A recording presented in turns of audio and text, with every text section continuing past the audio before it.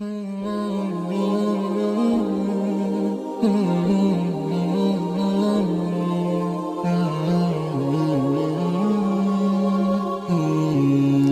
کے نبی صلی اللہ علیہ وسلم نے فرمایا کہ دو چیزیں کبھی ریفیوز نہیں کی جاتی. اثنتان ما تردان. Two things are never refused. الدعاء in the نداء.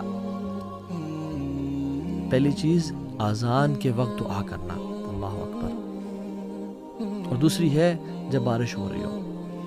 میں اور آپ ہماری زندگیوں میں کم از کم 5 ٹائم تو اذان ہوتی ہے نا. اور ماشاءاللہ ہم تو مسلم ملک میں رہتے ہیں تو کتنی اذانیں ہو رہی ہوتی ہیں الحمدللہ. تو جب اذان ہو رہی ہو اس ٹائم دعا کرنا. اور میں اور آپ کتنے غفلت سے اس اذان کو سن رہے ہوتے ہیں اور نہ تو اس کا جواب دیتے ہیں اور نہ اس ٹائم دعا کرتے ہیں. یہ صحیح جامع کی اوتھینٹک حدیث ہے 3078. میں اور آپ ہم کیوں دعا نہیں کرتے اس ٹائم؟ اللہ کی فرمایا اثنتان ما تردان. 2 دعائیں ایسی ہیں جو رد نہیں کی جاتی. ایک اذان کے ٹائم پہ فرمایا اذان کے ٹائم پہ جو دعا کی جاتی ہے وہ رد نہیں کی جاتی. اینڈ سبحان اللہ. چلے فجر میں اگر کوئی انسان سو رہا ہے اذان کے ٹائم پہ اور وہ جنتوں کے بڑے درجات نہیں لینا چاہتا تو کم از کم ظہر عصر مغرب اور عشاء کی تو اذان ان کے اس کو جاگتے ہوئے ہو رہی ہوتی ہے. تو اس کو چاہیے کہ اس اذان کو غور سے سنے اور اس ٹائم دعا کرے اللہ تعالیٰ سے. ہاں اذان کا جواب بھی دے اور اس کے بعد جو دعا پڑھنا مسنون ہے اللہم رب ہذہ دعوت التامہ وہ بھی پڑھے. لیکن اذان کے ٹائم دعا لازمی کریں. We shouldn't miss this opportunity. And how negligent are we?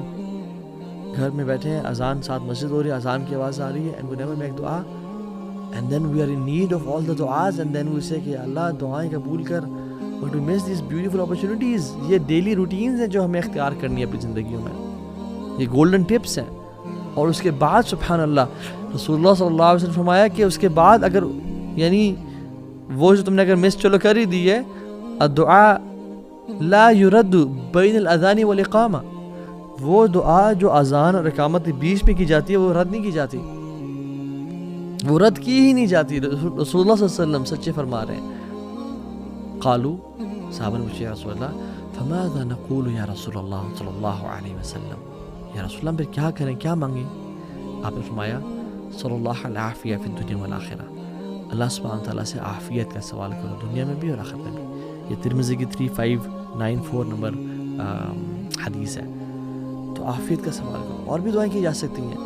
میں اور آپ اذان کے بعد چلنگ کر رہے ہیں موبائل پہ بیٹھے ہیں یوز کر رہے ہیں موبائل کو آرام سے اٹھے لیٹ وضو کیا اور تکبیر اللہ کو مس کر کے پہنچے نماز میں لا الہ الا اللہ. جو شخص مسجد میں جاتا ہے اس کو چاہیے کہ مسجد میں جلدی جائے اور دعائیں کرے. جو خاتون گھر میں بیٹھی ہے وہ اذان کے ٹائم پہ بھی اور اذان کے بعد جب تک جماعت نہیں ہو رہی دعائیں کرتی رہے. یہ دعاؤں کی قبولیت اوقات ہیں اور ہم کتنے آسانی سے ان کو ضائع کر دیتے ہیں. And we are missing out on such a big opportunity. لا الہ الا اللہ. So go masjid early. اور sisters کے لیے make dua in the house. اور ایک اور اپرچونٹی اس کے بعد جب ہم نماز شروع کرتے ہیں اللہ اکبر اور ہم جب سجدہ کرتے ہیں تو سجدے میں ہم اپنی سب سے خوبصورت اور اپنی جو ماتھا ہے جو آنریبل چیز ہے جس کو ہم شکر نہیں دیتے لوگوں کے سامنے ہم اللہ کے سامنے زمین پہ لگا دیتے ہیں اور اللہ تعالیٰ کو یہ چیز بہت پسند ہے. اقرب ما یکون العبد من ربہ وهو ساجد فاکثر الدعاء. سب سے محبوب چیز جو اپنے رب کو ہے وہ کیا ہے؟ یا جب سب سے قریب انسان اپنے رب پہ کب ہوتا ہے؟ جب وہ سجدے کی حالت میں ہوتا ہے. تو اللہ کی فرمایا فاکثر الدعاء. کثرت سے دعا کرو. اور ہم 3 دفعہ 5 دفعہ 7 دفعہ 8 دفعہ 10 دفعہ ایون اور جتنے دفعہ پڑھیں لیکن بس سبحان ربی الاعلیٰ پڑھ کے اٹھ جاتے ہیں. یہ صحیح مسلم کی 482 نمبر حدیث ہے. ہمیں چاہیے کہ ہم کثرت سے دعائیں کریں چاہے وہ قرآنک دعائیں ہیں یا وہ احادیث میں آتی ہیں. قرآن پڑھنے سے منع کیا گیا لیکن قرآنک دعائیں ہم کر سکتے ہیں. شیخ السمین رحمہ اللہ کا فتویٰ ہے. تو دعا کر یا مقلب القلوب ثبت قلبی علی دینک. یا اللہ میرے گناہوں کو معاف کر دے. اللہم اغفر لی. جتنی بھی دعائیں ہیں عربی میں انسان مانگے تو کثرت سے دعائیں مانگے. اور ایک اور حدیث ابو مواہب بالی نے رضی اللہ تعالیٰ عنہ رسول اللہ پوچھا رسول اللہ علیہ وسلم کون سی دعا اللہ تعالیٰ سنتے ہیں؟ تو پہلے ہم نے ذکر کر لیا تھا جوف اللیل الآخر جو رات کے آخری حصے میں کی جاتی ہے. اور دوسرا پارٹ اور دوبر الصلاۃ المکتوبات and by the end of every prayer. دبر کا لفظ جب بھی آتا ہے تو جب نماز کے بارے میں آیا ہے اور دعا کے بارے میں خاص طور پہ، تو میں پورے اس ڈسکشن کو سمرائز کر رہا ہوں اور وہ شیخ العثیمین کے فتویٰ سے بتا رہا ہوں کہ جب بھی دبر صلات کا جو ٹرم یوز کی گئی ہے، تو جب دعا کی بات ہو رہی ہے تو وہ نماز میں سلام پھیرنے سے پہلے کی بات ہو رہی ہے، اور جب اذکار کی بات ہو رہی ہے، جیسے اللہ کے نبی صلی اللہ علیہ وسلم نے اپنے ایک صحابی رسول کو، معاذ بن جبل کو فرمایا کہ میں تم سے بڑی محبت کرتا ہوں تو تم فی دبر الصلاۃ یعنی نماز کے آخر میں یہ پڑھا کرو اللہم اعنی علی ذکرک و شکرک و حسن عبادتک. اب چونکہ یہ ذکر ہے تو اس سے مراد نماز کے فوراً بعد، اور جب اللہ کے نبی صلی اللہ علیہ وسلم دعا کی بات کریں تو یعنی نماز سے بالکل سلام پھیرنے سے پہلے. یہ شیخ العثیمین نے اس پوری ڈسکشن کو سمرائز کیا رحمہ اللہ، کیونکہ قرآن میں بھی آتا ہے نا کہ فَإِذَا قَضَيْتُمُ الصَّلَاةَ فَاذْكُرُوا اللَّهَ، جب تم نماز ختم کر دو اللہ کا ذکر کرو. ذکر از آفٹر صلاح، اور بہت سارے اذکار میں دعائیں بھی ہیں ڈیفینیٹلی. ٹھیک ہے، سو کہنے کا مطلب یہ ہے کہ the irony is and ایک جو عجیب بات ہے وہ یہ ہے کہ ہم جو تشہد میں کا آخری حصہ ہے اس میں ہم بس ایک دعا پڑھ کے سلام پھیر دیتے ہیں. We are missing a lot on this opportunity. رسول اللہ صلی اللہ علیہ وسلم فرمایا کہ اس وقت میں جو تمہیں دعا پسند آتی ہے تم وہ کرو. عام طور پہ ہمارے ٹرینڈ بنا ہوا ہے کہ ہم وہ ایک دعا جو ہے رٹی رٹائی رب اجعلنی مقیم الصلاۃ ومن ذریتی یہ کر سکتے ہیں، لیکن اور بھی تو مانگیں. اللہ کے نبی نے فرمایا کہ 4 چیزوں سے پناہ مانگو، قبر کے عذاب سے، موت کے عذاب یعنی زندگی موت کے عذاب سے، جہنم کے عذاب سے، اور دجال کے فتنے سے پناہ مانگو. اس طرح کی جتنی دعائیں آپ کر سکتے ہیں کریں، جو دعا چاہتے ہیں آپ سلام پھیرنے سے پہلے کریں. اور ہمارے سب کانٹیننٹ میں ایک عجیب سی بات آئرنی یہ ہے کہ سلام پھیرنے سے پہلے ہم دعا نہیں کرتے، اور سلام پھیرنے کے بعد اجتماعی سب لوگ ہاتھ کھڑے کر دیتے ہیں، جو کہ صحابہ کرام کے دور میں نہیں ہوا کرتا تھا. اجتماعی دعا ہاتھ کھڑے کر رہے ہیں، نہیں، وہ دعائیں سلام پھیرنے سے پہلے کیا کرتے تھے، اور سلام پھیرنے کے بعد اذکار جن میں کچھ دعائیں بھی ہیں، اللہم اعنی علی ذکرک و شکرک و حسن عبادتک، اللہ اکبر، استغفر اللہ استغفر اللہ استغفر اللہ، اللہم انت السلام و منک السلام تبارکت یا ذا الجلال والاکرام، اور آیت الکرسی اور باقی اذکار. This should be done before سلام، اور دعائیں کریں کثرت سے. اور اس کے بعد دیکھیں، اگر میں آپ سے سوال پوچھوں کہ نماز کے بعد، نماز کے سلام پھیرنے کے فوراً بعد دعا کرنا افضل ہے، قرآن پڑھنا افضل ہے، یا اذکار کرنا افضل ہے، تو شاید آپ سے کہیں ہاں قرآن پڑھنا افضل ہے شاید. تو صحیح آنسر یہ ہے کہ اذکار کرنا سب سے زیادہ افضل ہے. کیوں؟ کیونکہ سنت سے ثابت ہوتے ہیں نماز کے بعد اذکار کرنا. اور جب اپنے اذکار کر لیے اس کے بعد بے شک آپ دعا کریں یا قرآن کی تلاوت کریں یا جو مرضی کرنا کریں. سو جو چیز سنت سے ثابت ہے وہ سب سے بہترین اور افضل ہے. تو ہمیں یہ چاہیے کہ ہم یہ کام کریں. ایک اور مارننگ ہیبٹ جو کہ ہمیں کرنی چاہیے، اور جو اپرچونٹی ہے اللہ تعالیٰ کی ذمت میں، اللہ تعالیٰ کی پروٹیکشن میں آنے کی، وہ یہ کہ نماز فجر بعد جماعت سے پڑھنا. رسول اللہ صلی اللہ علیہ وسلم نے فرمایا کہ من صلی الصبح، کہ جس نے صبح کی فجر کی نماز پڑھی جماعت کے ساتھ، یعنی فہو فی ذمت اللہ، وہ اللہ کی ذمہ ہے، اللہ کی پروٹیکشن میں ہے. فلا یطلبنکم اللہ فی ذمتہ بشیء فیدرکہ، اور کہا کہ اللہ تعالیٰ جس چیز کی ضمانت لے لیتے ہیں نا، اس کو جو تنگ کرے یا اس کو جو نقصان پہنچائے تو اللہ تعالیٰ اس کو تلاش کریں گے، یعنی مینس کہ اس کو برباد کر دیں گے. فیکبہ فی النار جہنم، اور پھر کو جہنم کی آگ میں ڈال دیں گے. جو شخص فجر کی نماز با جماعت پڑھتا ہے وہ اللہ تعالیٰ کی پروٹیکشن میں ہے، اور جو شخص انسان یا شیطانوں میں سے اس کو ڈسٹرب کرنا چاہے یا اس کو تکلیف پہنچانا چاہے تو اللہ تعالیٰ اس کو نہیں چھوڑیں گے، نہ ہی دنیا میں نہ آخرت میں. صحیح مسلم کی حدیث ہے 657. تو فجر کی نماز کو باجماعت پڑھنا سیکھیں. اور نماز کے پڑھنے کے بعد ایک اور ڈیلی ہیبٹ کہ سینگ سبحان اللہ و بحمدہ 100 ٹائمز مارننگ اینڈ ایوننگ میں. جو شخص یہ پڑھ لیتا ہے، حدیث میں آتا ہے کہ قیامت کے دن اس شخص سے بہتر کسی اور کے اعمال نہیں ہوں گے. اللہ اکبر، سوائے اس شخص کے جو اس سے بھی زیادہ پڑھ کے آئے گا سبحان اللہ و بحمدہ.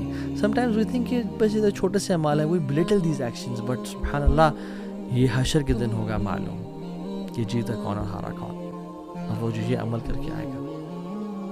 اچھا، کچھ کوئکلی ایسی ہیبٹس بھی جو ہمیں اختیار کرنی چاہیے without mentioning their details and in this lecture on a brief note انشاءاللہ، وہ یہ کہ سونے سے پہلے وضو کر کے سونا اور 2 رکعات پڑھ کے سونا، اس کے بڑا اجر ہے۔ کوشش کرنا ہر نماز تکبیر اولیٰ سے پڑھنا۔ خواتین اپنے افضل وقت میں فجر کی تمام نمازیں پڑھیں سوائے کہ عشاء کی نماز کے۔ عشاء کی نماز لیٹ پڑھیں، وہ زیادہ افضل ہے، اور لیٹ بھی اتنا نہیں کہ نصف رات 11:30 بجے سے پہلے پڑھ لیں۔ مسواک کا استعمال کرنا ہر نماز سے پہلے، صبح اور شام کے اذکار کرنا۔